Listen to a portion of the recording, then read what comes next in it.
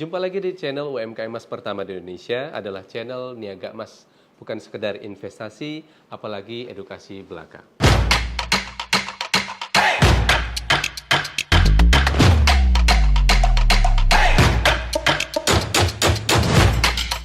Audio Jungle.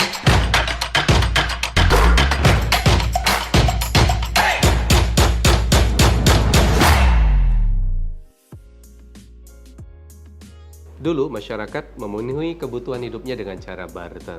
Tidak mencari keuntungan di situ, tidak ada selisih keuntungan yang didapat oleh masyarakat. Pada zaman berlakunya uang, barulah muncul pedagang yang menyiapkan semua kebutuhan masyarakat dan itu mencari selisih keuntungan. Pada zaman dulu, kebutuhan sedikit sekali. Sekarang kebutuhan makin banyak dan meminta banyak pengusaha untuk menyiapkan kebutuhan-kebutuhan itu untuk masyarakat. Jadi usaha apa sih yang sebenarnya yang paling potensial untuk memberikan kebutuhan-kebutuhan masyarakat?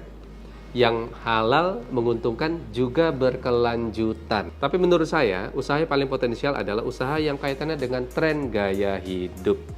Yang sering didengungkan sebagai kebutuhan baru oleh banyak orang, salah satunya selebriti, tokoh terkemuka, dan bahkan masyarakat umum.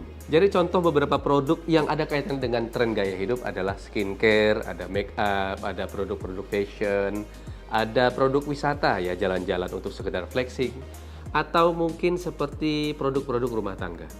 Tadi yang saya sebutkan itu banyak sekali sebenarnya pesaingnya.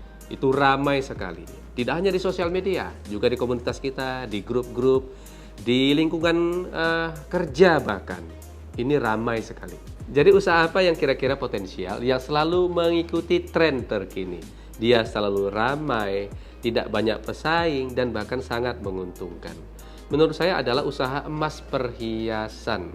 Lalu pertanyaannya, kenapa kalau memang itu menguntungkan, kok tidak banyak yang main di situ? Oh, itu karena usaha ini hanya diberikan untuk turun-temurun saja, antar keluarga saja, dan biayanya cukup besar sekali. Mungkin yang paling kecil adalah 7 miliar. Bisnis emas dan perhiasan adalah bisnis yang gelap sekali. Artinya tidak ada yang mau berbagi tentang bagaimana memulai kerajaan bisnis ini. Banyak toko emas yang tidak mau berbagi bagaimana tips dan triksnya juga, bahkan kepada teman dekatnya sendiri. Karena dia bisnis yang tidak akan membuat pedagangnya bangkrut. Bagaimana tidak? Produknya tidak kadaluarsa, setiap hari semakin mahal, dan tidak pernah ketinggalan tren.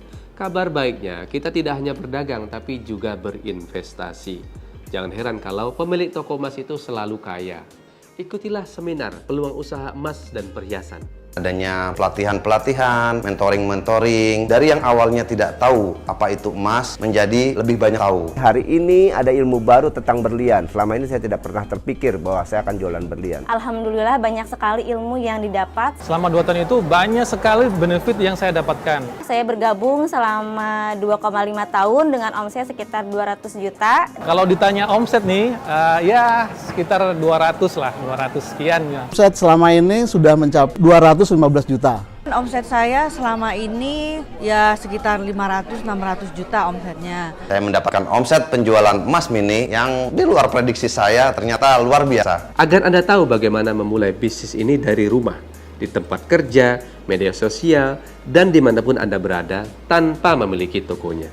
Hanya Rp150.000 saja, Anda bisa mengetahui secara lengkap bagaimana memulai bisnis emas dan perhiasan. Anda dapat menyediakan cincin, gelang, kalung dari semua merek ternama. Anda juga menyediakan emas batangan berbagai ukuran dan dapat menyediakan emas variasi seperti souvenir dan hadiah. Hubungi call center kami untuk mengikuti seminar di tanggal terdekat yang kami adakan. Jangan sampai ketinggalan. Daftar sekarang, seatnya terbatas.